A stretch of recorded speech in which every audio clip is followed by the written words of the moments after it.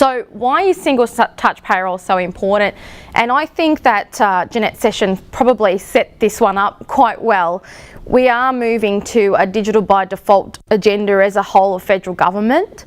A lot of you would have been involved in SuperStream in some shape, way or form. There's a whole new practitioner lodgement service that's being built. And as a federal government, we're looking to that tell us once, move to digital, so that you as intermediaries or employers don't have to keep telling us the same information in different ways over and over again. So that's where we're trying to end up. That's the end state eventually. Single touch payroll is just one more step in that journey. So I hope you could see how this will achieve that by the time we're finished here today. So that I just wanted to mention that this is the digital by default journey. This is the government saying it's time to pick up pace and move along with the rest of the world. As many of you might know, our neighbours across the ditch in New Zealand are updating their payday reporting as well, so they're moving to a very similar type system. I mean, they've been a lot more automated for a long time, but they are also updating as well, and our neighbours across in the UK implemented RTI a few years back, and we've taken some learnings from that as well. So the key to single touch payroll is, as much as possible, we want to leverage the natural business processes that exist for employers now. Now, I know many of you are going to sit there and say, well, hang on a minute, my obligation to report has gone from once a year to multiple times a year, so depending on the payment frequencies of your clients.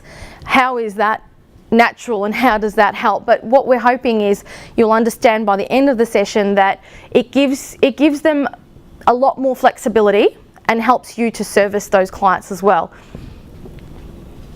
We will have real-time salary and wage information and superannuation information for all employees. So by real-time, we mean when you pay your employees, we will get an STP pay event report, which hopefully your software providers will do a lot of that hard work for you and map that correctly and ensure that you have an STP enabled product.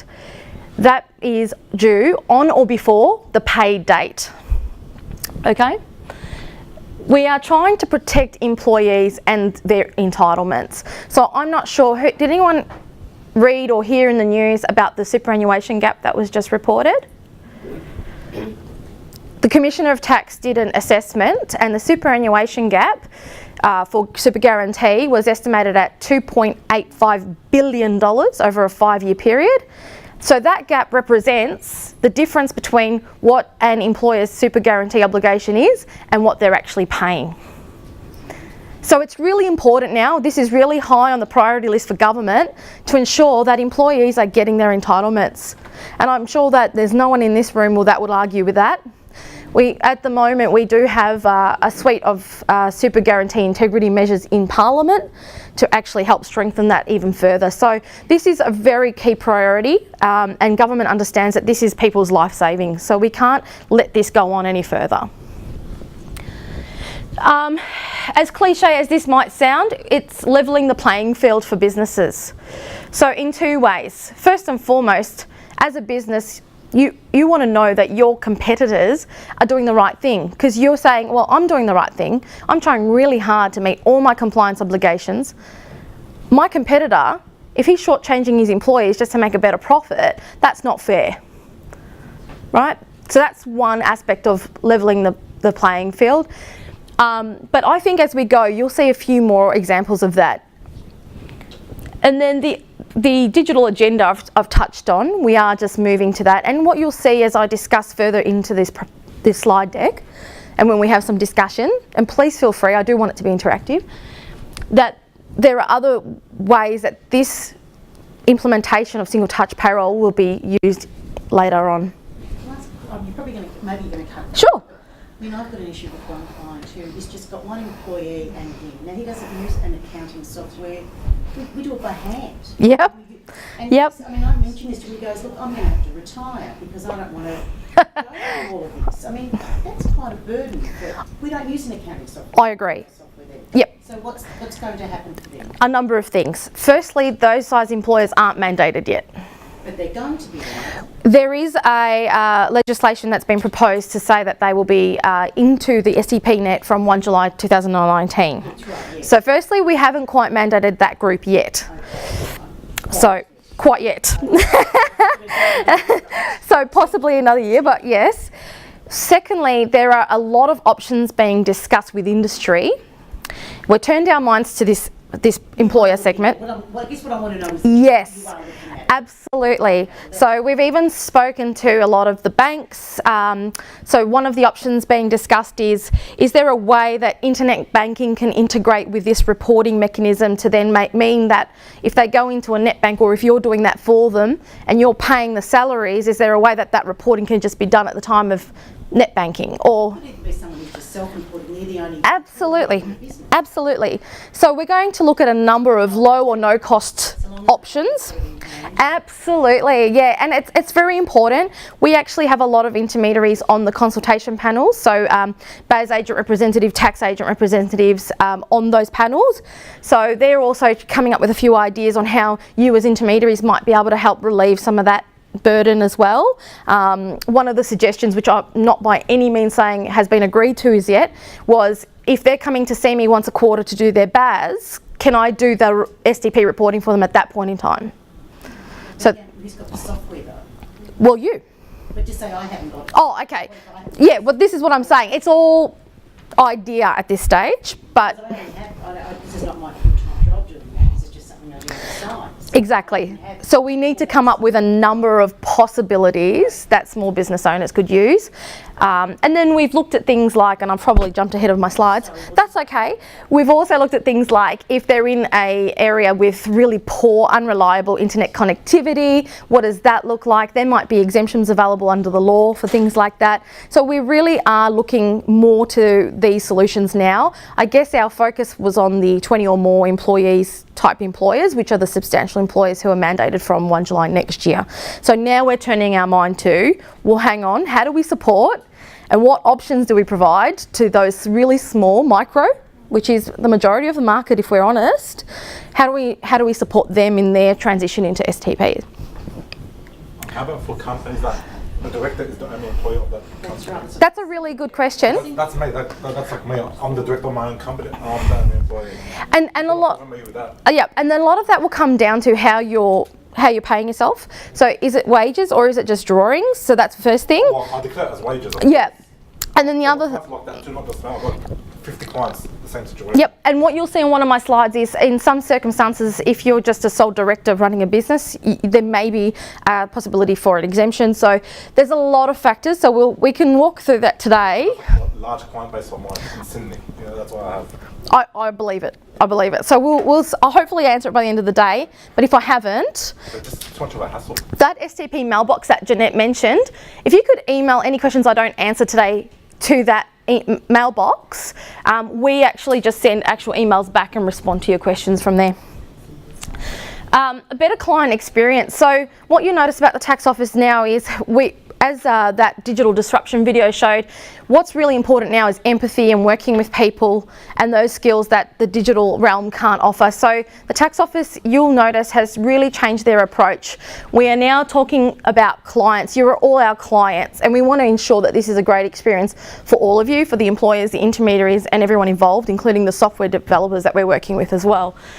So we're saying employees will have a timely year-to-date figure. We will talk about that. Employees will see the data that is being sent to us. It will be made visible to them via their MyGov account, and they will have the ability to go in and manage their tax affairs from there. But we probably will touch on some more about that later, but please feel free to fire any questions at me. We've touched on proactive strategies to reduce debt a little bit, but that's not debt of the government. I just want to make that clear. So a lot of people go, oh, so you're using that to sort of estimate your revenues, tax revenues. No, we mean the debt of employers. So what usually happens is by the time we realise that an employer is struggling to pay their withholding or super guarantee debts, a lot of the time we find out they've gone into liquidation and there's no way of us recovering any of that debt for the employee if it's super, or helping the employer get into a payment plan so that they can pay that obligation off in a smaller chunk, more manageable chunk. So what we're trying to say is not our debt, not the government's debt, but the employer's debt. So we want to be able to just tap on the shoulder and say, are you struggling? Would you like to talk about what options are available to you? And then we've touched on level playing field and streamlining obligations. I guess you'll see more of that as we discuss more of the features of single touch payroll. Now, before I move into what's changing, can I get a gauge of how many of you sort of have a fair idea of how single touch payroll works already? Okay, that's not bad. That's not bad. I'm really impressed. So I'm going to start with what's not changing. So on this diagram, the first few icons you'll see, this is what's not changing. The obligation of the employer to issue pay slips is not extinguished under STP. That is a fair work obligation, so that must continue in the same way that you issue them now. Okay? Obviously, the employer still needs to pay their employees, otherwise I'm sure you will all get a raft of complaints.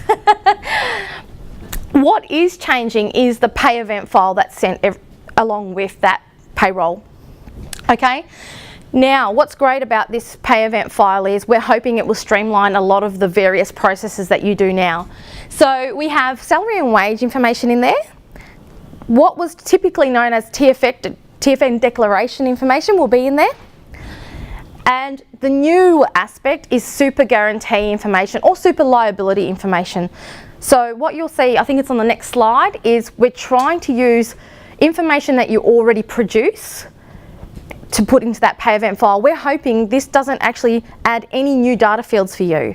This doesn't require you to collect anything new.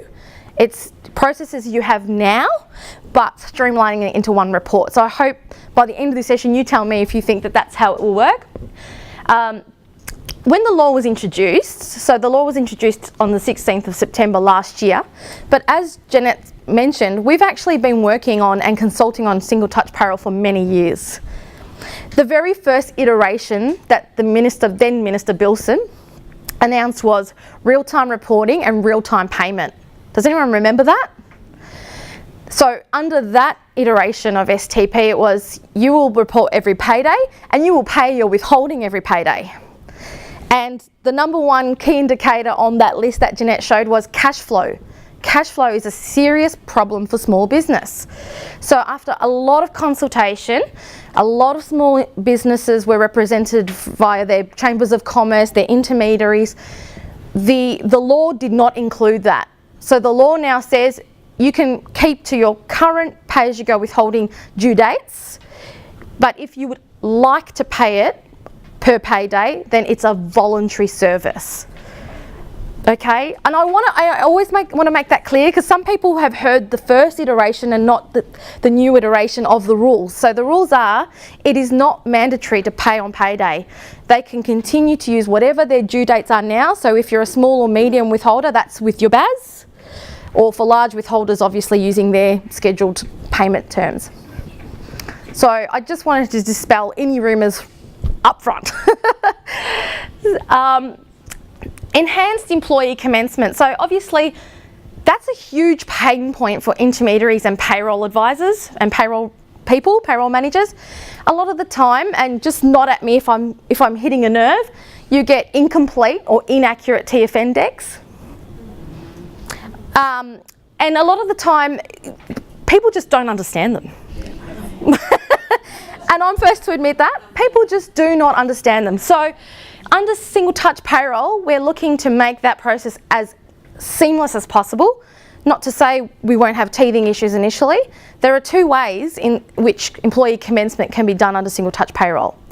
One, and it's up to the employer of course, the employer can choose one or both options for onboarding their employees.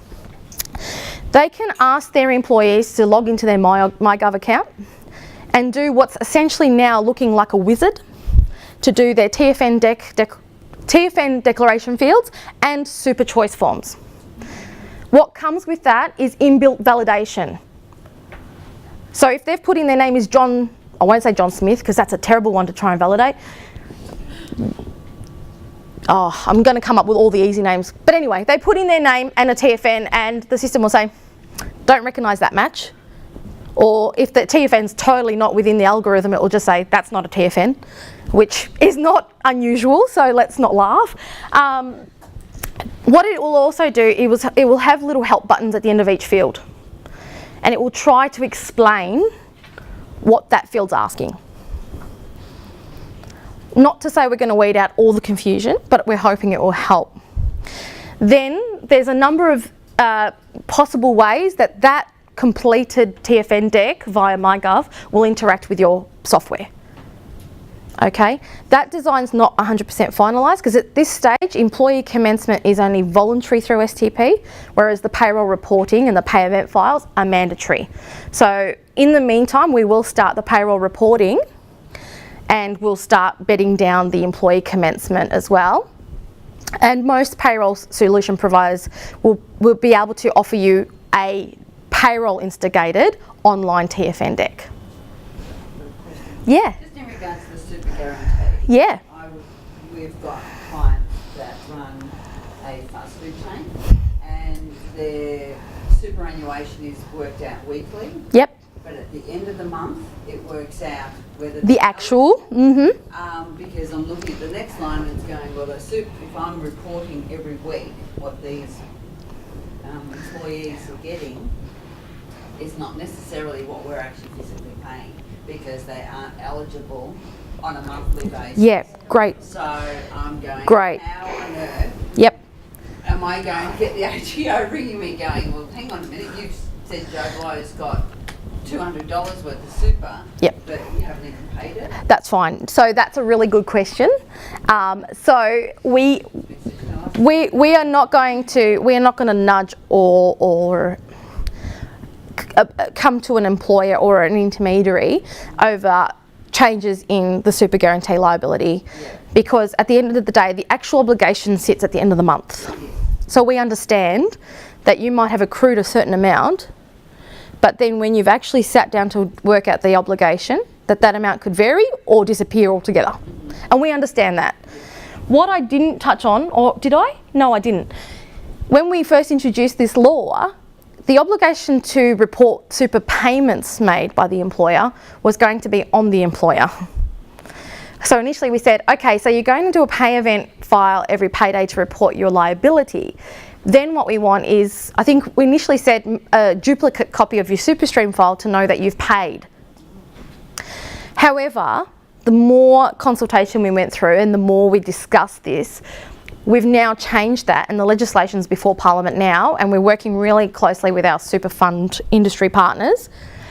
The super funds will now report the payments. Okay? Yeah. So the super funds will report to the tax office directly payments that have been made into their member accounts. And it makes sense because realistically it is the source of truth. Yeah, absolutely. Yep, absolutely. So what will happen, because at the moment as the regulator, we only see what happens with superannuation once a year. When the funds send us a member contribution statement in, I think it's October of every year.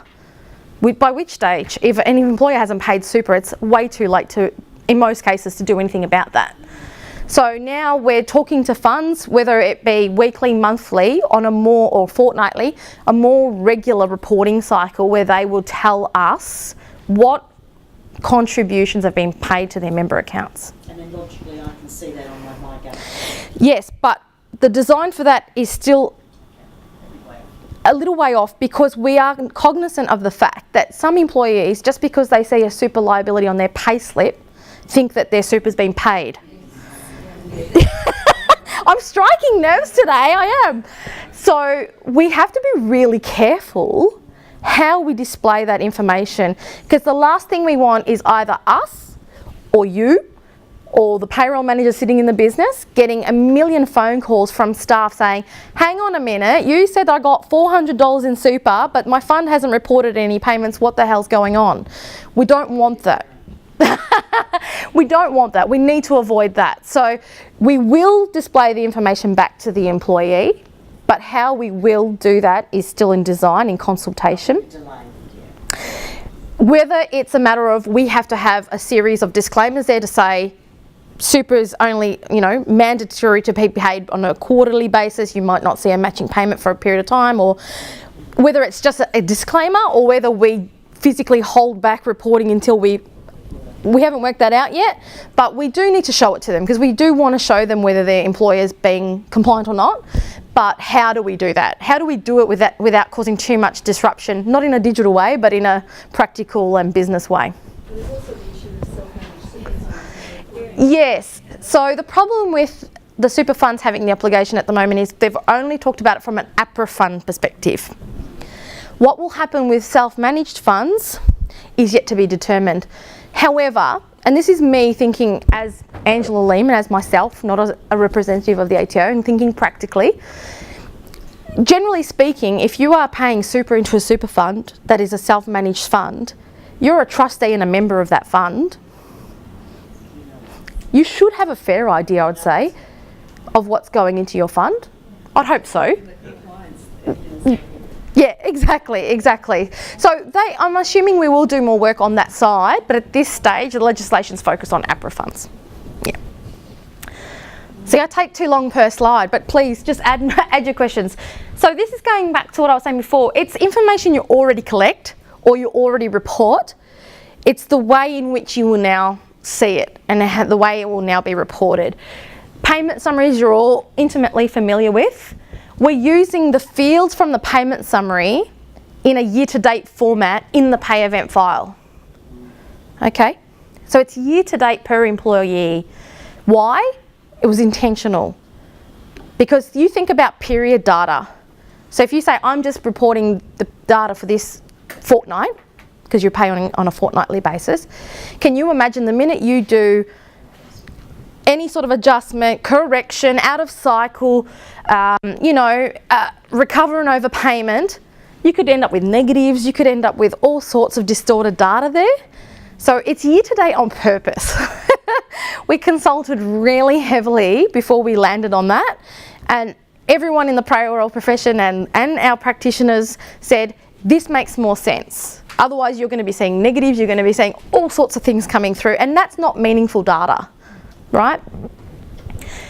I want to say one thing to everyone in the room. The payroll software is the source of truth. Don't feel that you need to reconcile your client's payroll with what the ATO has. At the end of the day, you are the source of truth. So if you make an adjustment, your payroll is right, we are wrong. Can we just get that in writing? Oh, damn, yeah. Sorry, that's only if the software's been set up correctly. True, but I would like to think that your software provider has gone through the certification process of ensuring that they're STP compliant at some stage. They might not be ready now, but at some stage. And we will cover a bit more about software providers in a minute, because I want to touch on deferrals and a few other things as well. Yep. So payment summary information, we're seeing the year-to-date equivalent of that. As I mentioned, and where am I looking? Yeah, that is it. That's supposed to be a payslip, but that's how terrible the slide looks at the moment. Sorry about that. It's highlighting, you're just taking that SG accrual that you usually report on your payslip and you're adding that to the pay event as well. So the pay event's taking little components of everything. It's taking TFN declaration information. So if that employee makes a TFN declaration whilst you're reporting via STP, you can do that all through either MyGov or the pay event. You can report it through the pay event. You don't have to do a separate TFN deck. W1 and W2, I know this is a bit, yeah. Clarify. Yeah. If they're doing their TFN declaration through the MyGov account, how does the employer get that? Great. So firstly, it obviously removes the obligation of the employer to report it to the tax office, because we've already got it. Then what happens from there is we're working with software developers for them to be able to interact with the ATO to take that information into their software. Sorry, my IT technical ability is slow, but there are things like APIs and all sorts of services that they're working on so that those either registered agents or software providers can access that information. Now, obviously things like encryption and cybersecurity are a very big aspect of this. This is why onboarding electronically is only optional at the moment. It's part of the reason why, because this whole design needs to be finalised. So there is a way for the technology to talk. So the employee would still be advising the employer of their TFN number? If they've already done it via MyGov, no. No, because your payroll software will be able to, yep, it will be kind of like a pre-fill, but into a software. But if you've got a common name and there's all these sort of, how do you... Well, data matching, if they're logged on, they're using their credentials. They've got their own credentials to log into MyGov. I understand that, Yeah. but I'm just not getting the others, the employer side. Yes, okay. Getting that into their software payroll system and their HR system and all that. Yeah, so without getting technical into the IT space, which I don't want to talk about because I'm not proficient in it, there will be an identifier of some sort to say this employee is employed by this employer and this employer is using this software, and that they will be able to pull it down. If there's two John Smiths in the Tax file number. but you just said Yeah, that we don't have a tax file number, it's on MyGov. So There's a number of fields. Sorry, I'm just pushing on. There are a number of fields. There are a number of fields that we would use to identify employees. It's never just the TFN. Obviously, it's a primary identifier. It's never the only. So is the declaration itself? So quite often with my experience when we're handing them out, they just mentioned before, they don't know how to fill them correctly. And so they've got to go to, we've got John Bloggs, who's young, has gone with my account, and say he's under 18 and hasn't got a tax file number to start with. So he's got to do that himself. We know what that process is like. He's at home, by the way, doing his MyGov stuff, and then he's got to then get his declaration and send that through and everything as well.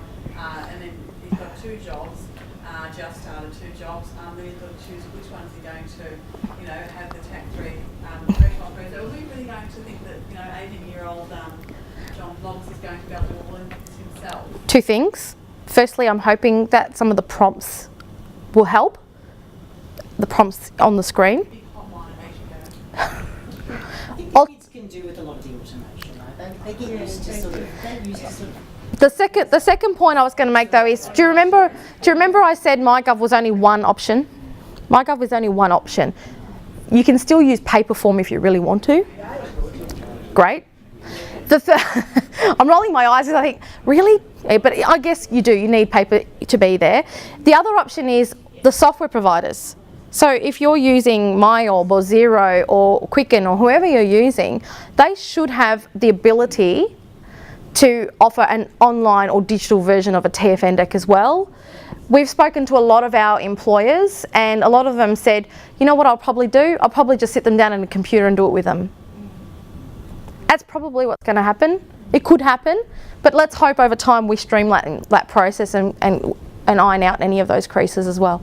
I hope. So the bottom we haven't talked about yet, and I know this can be controversial.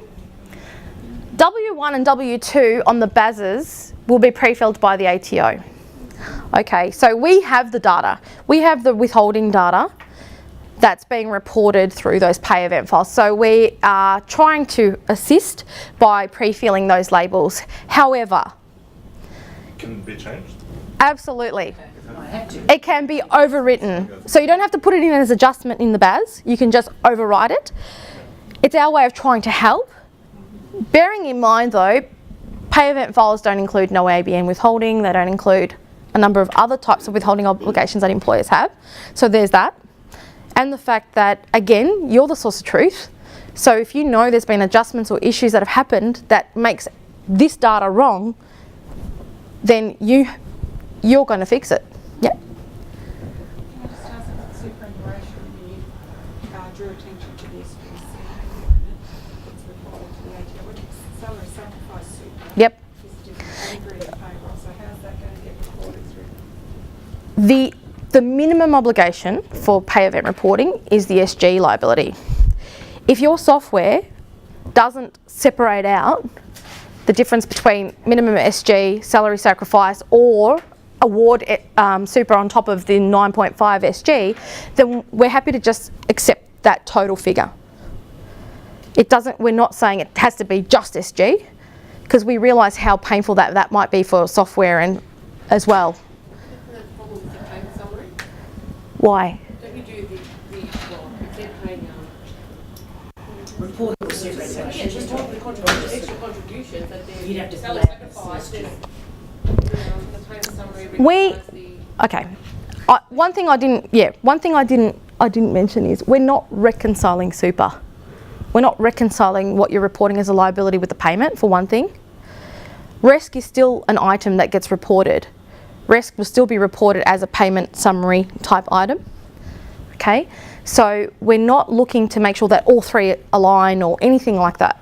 We want some assurance that an employer is meeting their obligation, but to reconcile it down to the dollar is not what we're going to be doing. What's the point of the single touch payroll? The payroll event? The aim of, no, in the payroll system itself, if the aim is to make sure employers are paying super, what is the aim of the single touch payroll? Yep. Like, so you're telling us we've got to say all the payroll. What is the aim of the payroll part of it when the obligation is, because you said how many premiums are out there? Yep. Unpaid. Yep. What is the aim of the single touch payroll as opposed to the super bit? The payroll field, you mean? Well, we've got to give payroll details. Yes. How much we pay employees. Yes. What is the aim of that in comparison to the aim of the super? Why not just say, what's your super obligation? Yep. Okay. Now anyway, Yep. which we've been told to do anyway. Yep. Remembering also, we are also looking at withholding. Yep. We are looking at withholding and ensuring It's a government problem though, isn't it? Really, it's more, it is a cash flow, so we pay it, Yeah. but the whole... But is it a government problem? But what I meant was, we're trying to see that we make sure that these people pay someone's future. Yeah. their Yeah. retirement. Yeah. Yeah. So what is the aim of the STP? But- Obviously, we've got to pay the Yeah. NPO the withholding. Yep.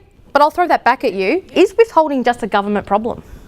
If you go and lodge your tax return at the end of the year and your employer hasn't withheld enough, you've got a huge debt. Is that just a government problem? I'm not sure that it is. Well, we're going to pay the debt, and that's the employer has to pay that. And it's they're obliged to pay, it's mainly the retirement. Yeah, but okay, I'll give you another scenario. We have the ability, once we start getting this payroll data, we have the ability to say, okay, Joe Bloggs has got this employer and that employer. They've claimed a tax-free threshold on both. And what we could do is we could send them a notification via MyGov, or we could give them a text notification to say, just looking at your data that's coming through, it looks like you may have claimed your tax-free threshold twice. You may want to review that. You may want to look at that because you might end up with a big tax bill at the end of the year. So yes, we can help employees with their entitlements from an SG perspective and make sure that the employers, we're holding to them to account.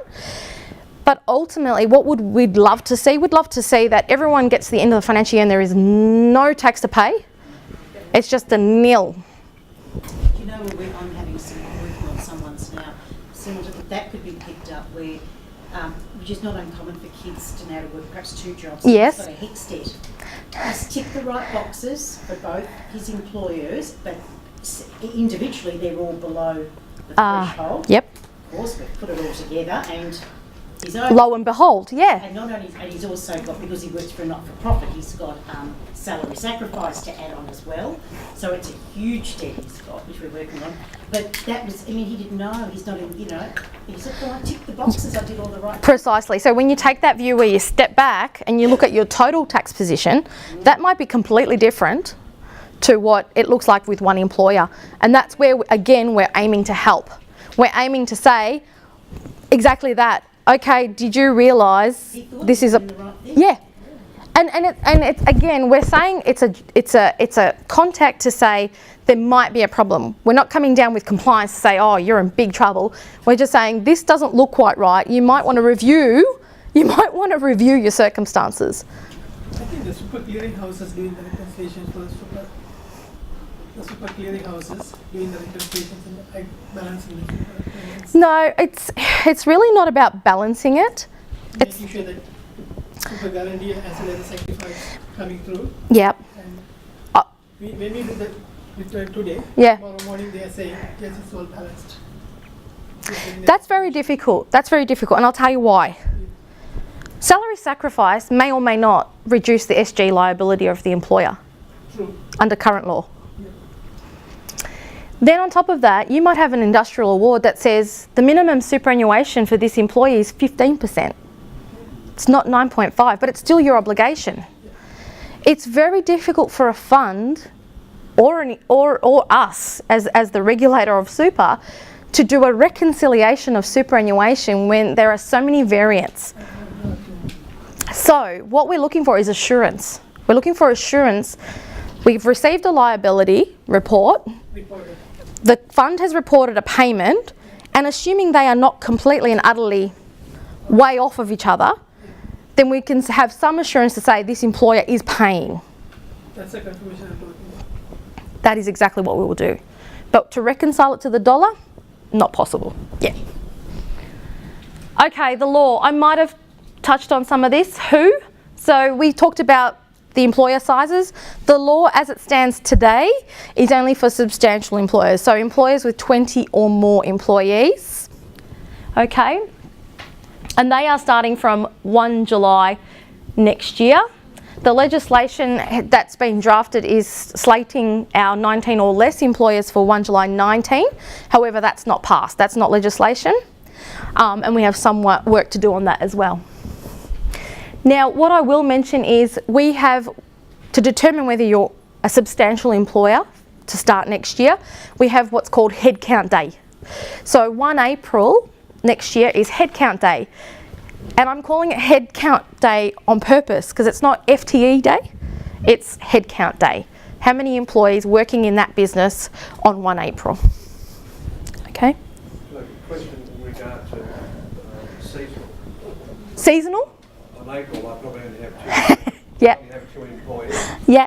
In January, I'll have 35. Yeah, good, really good question, thank you. So we have built into the legislation, and if you're so inclined, if you're a tax nerd as I am, there is an explanatory memorandum to the legislation that has exactly that example. It says, if you are a seasonal worker and you only have over 20 on that day because of a particular seasonal requirement, but any other time of the year you only have 2 employees, then you are most likely eligible for a class exemption. Is that applicable, or you can accept that? Would you rely on that legislation? There will be a class ruling.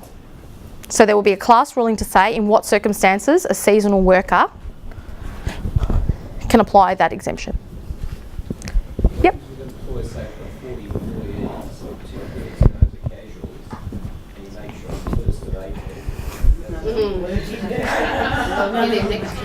If they're active on the payroll,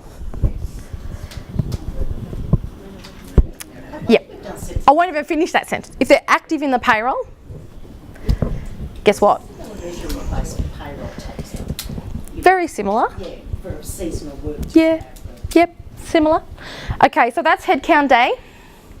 Which employee? So this is different. And this is not talking about headcount. This is talking about who's in the scope of reporting. So once you've determined you've got over 20, who am I reporting for? Who's in the scope? So we've put on there, independent contractors, no. Please don't feel that you have to suddenly start reporting independent contractors. We understand that sometimes, well, not sometimes, most of the time they're not in payroll, they're in a finance part of your business. You're reporting them as accounts, not as staff. Especially if you've got people you've got working for you on a third-party labour hire agreement, no. And then in certain cases, and this is where we touched on before, directors and office holders could be excluded. Okay, so what's the... There will be more guidance about that though. We will, in our employer guidance, we will make sure we have more guidance on those rules. I'm on Western Sydney, so that... Exactly, yeah. So there will be more guidance on that. Our website's in the process of being updated, and there's a whole raft of employer information that's just about to be published next week. So there will be more there. So if you want to point your employers to it, these directors, yeah. How often we've covered, on or before pay date, okay? I hate that. It's a double negative. What do I not have to report under single touch payroll? If you and the employer have done your STP reporting for a financial year, and we haven't discussed end of financial year processes yet, but if you've done the end of financial year process through STP, which is marking a file as final, that's telling the Commissioner you've met the reporting obligation for that employee. It extinguishes the obligation to issue a payment summary. Okay? Now, I'm going to disclaimer that.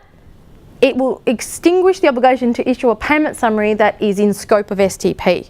So, individual non-business, so the usual one that most people get, is included. Foreign employment income is included, ETPs are included. But some of the obscure ones like employee share scheme or some of those other ones, they're not in scope of STP. So if you have an employee who also had that type of transaction, you will still have the obligation to issue them with the form for that particular payment summaries. But most of the common payment summary types are all absorbed by single touch payroll. God, you guys are good. So this is a high level of the timeline we've already discussed through our conversation today. So 1 July this year, I was going to say last year, it's still 2017, we actually started a limited trial for single touch payroll. So we had a couple of software developers with a handful of their employers trialling the system. Why? Well, firstly, we need to ensure the system works. Secondly, it's giving us really good insight as to what more support material do we have to give? What kind of questions are they getting from their employees? What kind of questions have they got? What do they think of the messaging they're getting back from the ATO? It's been really insightful for us, and it's helping us develop more and more material before the 1st of July next year. So we've got a couple more releases that have come through. So October was a big release. March is another really big release for the software developers. This brings me to the deferral I mentioned before. Not every software developer is going to be ready by 1 July 18. We've been working really closely with them. We hope that they are, but a lot of them will not. And so what we have in place is what we call the deferral program, or they've been issued with a deferral evidence package. So what that is, if they know they're not going to be quite ready, they will fill that in, they'll complete it, and they will explain to the ATO why it is that they don't think their software will be ready and how much longer they think they need for their software to be ready. So if we receive that evidence package and we say, that's fair enough, that makes a lot of sense, we would issue them that deferral. So if, for instance, we say, okay, I'll just say XYZ software because I don't want to name one in particular, you've got till December 2018 to get your product up and running. If they are successful in getting their deferral, we will issue them with what's called a deferral reference number. They will then issue that to all customers using their product. Okay? So if you're using XYZ and they get a deferral to December 18, you get a deferral to December 18. Does that make sense? And by issuing you that DRN, you have it on file. So if anyone contacts you and says, hang on a minute, this employer's over 20, shouldn't they be reporting? No, DRN number, blah, blah, blah. We have an exemption until December 18. So that's where you do need to start speaking to the software providers. You do. If you're using more than one product, I think the gentleman at the back might be using a handful of products. Speak to those software providers and say, what's your timeline? When do we expect to see you online? And when will you make that available? Because you want to speak to those employers and say, okay, well, the law says 1 July 18, but guess what? We're not going to start until December 18. Have that conversation with them, okay?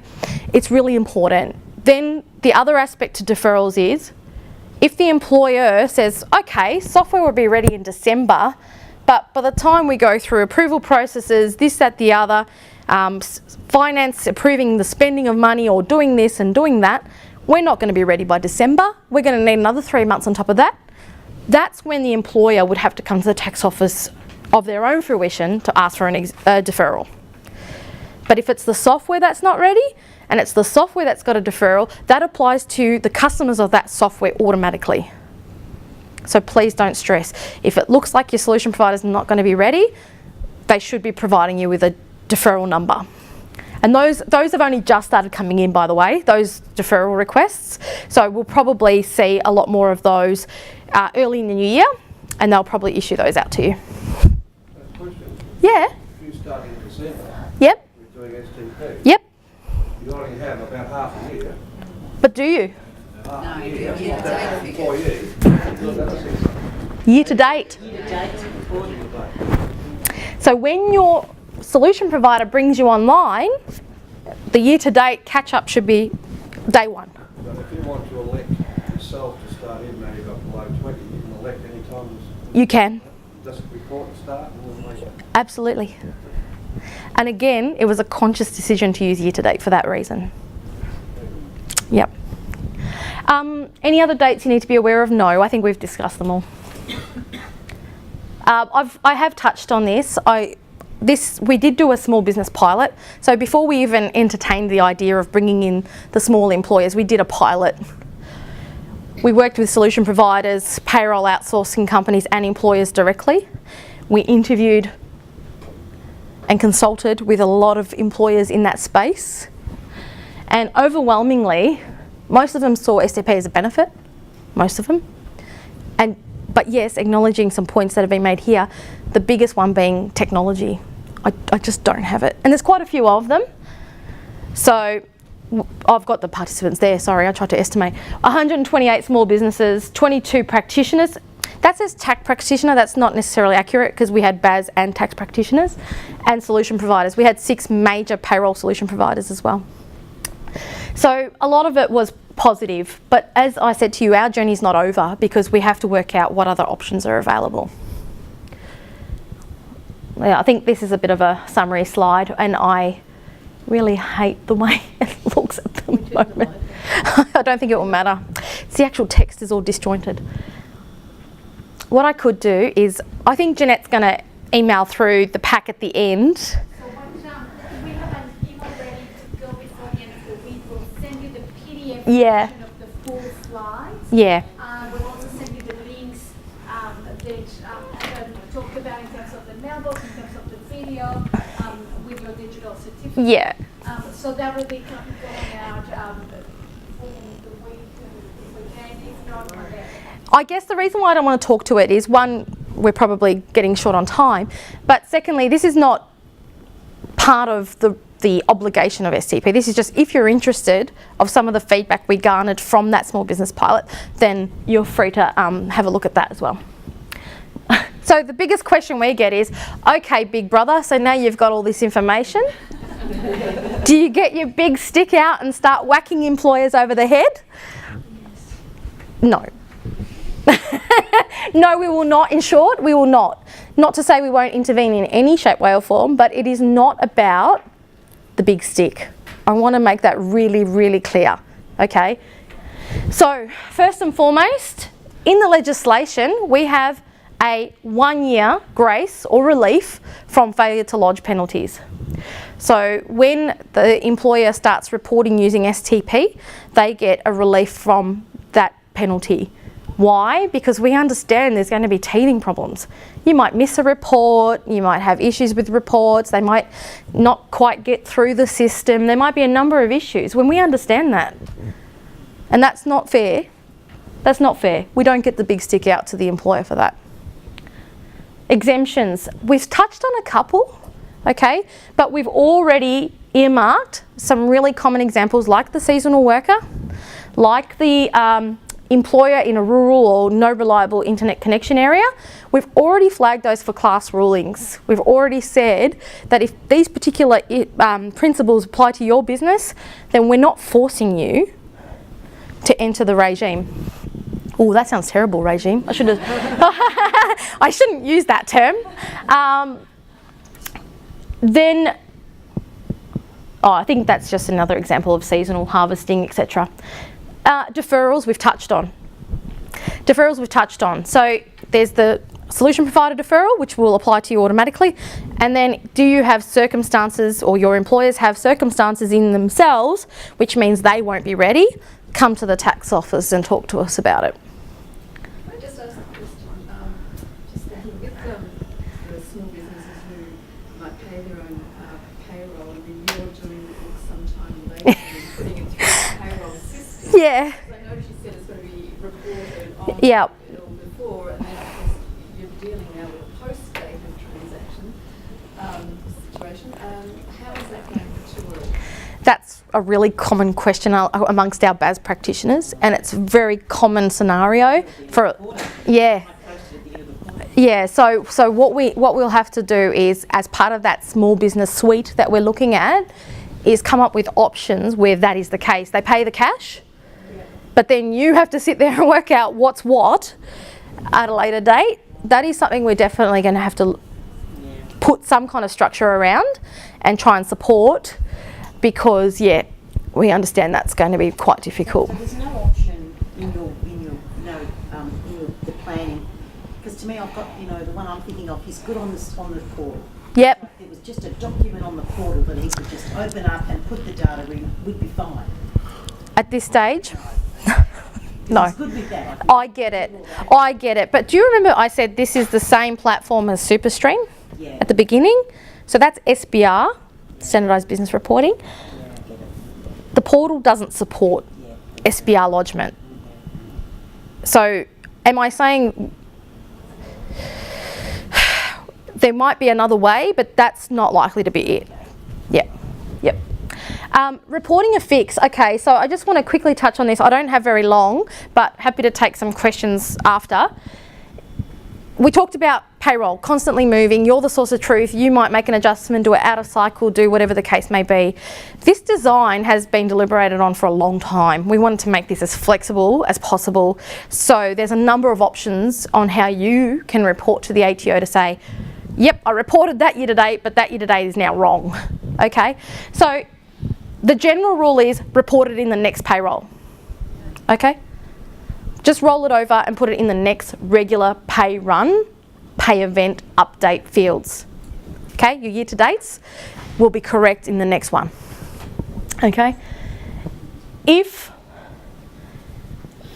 there's no continuity of employment, so you've paid an ETP and a final pay, etc., in the last pay event file, and there's no continuity of employment, then that rule obviously doesn't work.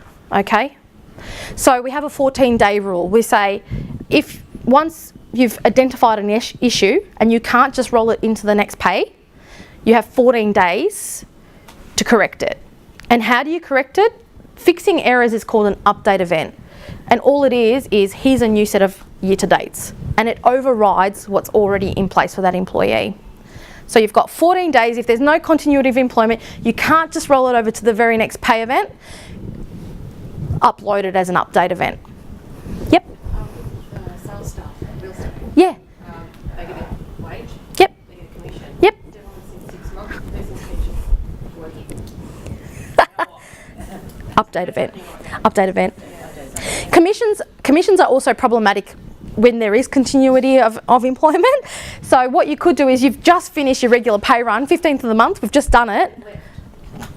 6 months later, that probably settles. Update. So what do you do with that? They're no longer there though. It doesn't matter because we're tracking them now. Okay. You're not tracking them, we are. So we still leave their name on it though? Yep. So everything just stays. Everything stays exactly the same. You update it. We don't have time, I don't think, to talk about the end of financial year process. I'm really sorry, we've gotten a bit excited about everything else today. But there is a process where at the end of the financial year, yep, you can do your own reconciliations and end of financial year processes that you do now. We don't expect that pay 26, guess what, it's done, finished. You don't get the opportunity to adjust, do reconciliations, do whatever it is that you usually do.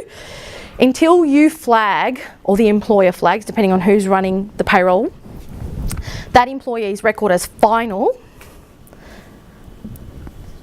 Yep, it's not finalised on our end. That final indicator is the employer declaration to say, I've finished reporting for this employee for the financial year. And at that point is when our records and your records should match. At that point. Once they're final, it's effectively the same as handing out a payment summary. Okay? Just wanted to make that clear. That due date is the 14th of July. So forget about MDupes and PSARs. Okay? They don't exist anymore. Under STP, of course, assuming you've met all your obligations under STP. They will if they're not in STP. You find all that employee, we display that information to them and say it's now tax ready. You can use it to prepare your tax return. So it'll be the 14th of July now, not August. Yes, but 14th of July is the current rule for handing out a payment summary anyway. And there is no EMP dupe, and there is no PSAR or payment summary annual report. There is none. They don't exist. But can you do an amendment? Absolutely you can. Because then what you're going to do is you're going to lodge another file for that employee with another F. And that F is going to override the original F, which means it's an amended payment summary. Does that make sense? Yeah. Okay. I want to touch on this really quickly. This is a really good one. And I know John uses a really great analogy. He calls it the customs experience. So again, talking about the big stick, what we're hoping is, more often than not, we're just going to let the data come in. We're just going to watch patterns. We're just going to do our overall tests. But we're hoping most people are just going to be in the green lane. Yep, okay, looks a little bit odd, but that's fine.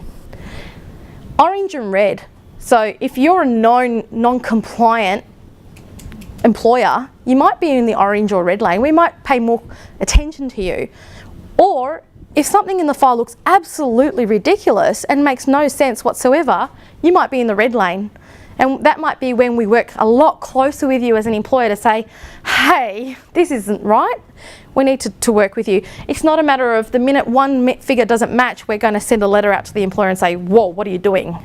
We don't want to do that. So as much as possible, we want to use that analogy. Let's try and keep everyone in the green lane as much as possible. Obviously it won't be everyone, but as many employers as possible in the green lane. Just watch and see type of approach. If there's a few things that don't seem quite right, the bit of the data analytics runs, things aren't matching, things aren't right, we might just reach out to you and say, do you think you might have a problem in this area potentially? It might be just a gentle nudge, a question, a text message, or a reminder. Sometimes it could be as simple as, you know, they're late paying quite often. It might be just a reminder. By the way, your obligation is just about to be due in a week. It could be that. And then the real non-compliant employers will be in the red lane. So we're not looking at this whole, we've learnt from what the UK did, the RTI that they implemented. They tried initially, people who should have been here and here were getting letters, compliance letters, and it was a mess. Their Inland Revenue Office was getting inundated because they were sending out so many letters, and then the employers were getting inundated because then they were trying to action these audit letters and please explains, and that was taking them hours and hours to deal with. We don't want to replicate that, we really don't. And we acknowledge, by the time every employer is in the system and we get some integrity around data and it's robust enough to actually do some work with it, it's going to take time. The first year, 2018-19 year, that's not going to be the year to start using the data for much else other than starting to build some patterns and getting it right, you know? Okay, so I guess my closing remarks would be, number one, speak to your providers. Okay, without the system, you're not going to do much. Okay, get an idea of their timelines. Then once you have an idea of their timelines, speak to your clients and say, okay, so I can have the software ready and I could be doing this for you from here. What do you think? Are you going to be ready by then? That's the next step. Because then if you need to apply for a deferral, you'd want to get that in sooner rather than later. And you can apply for it on their behalf as their BAS agent. Okay. And then the other thing I'd say is check their data, check their map, check the way their payroll codes are. If you think there's anything odd in there and it may not sit within the normal pay event filed field, so the way we do payment summaries now, just talk to them about it. But honestly, the most you can do is just talk to them about how ready they are.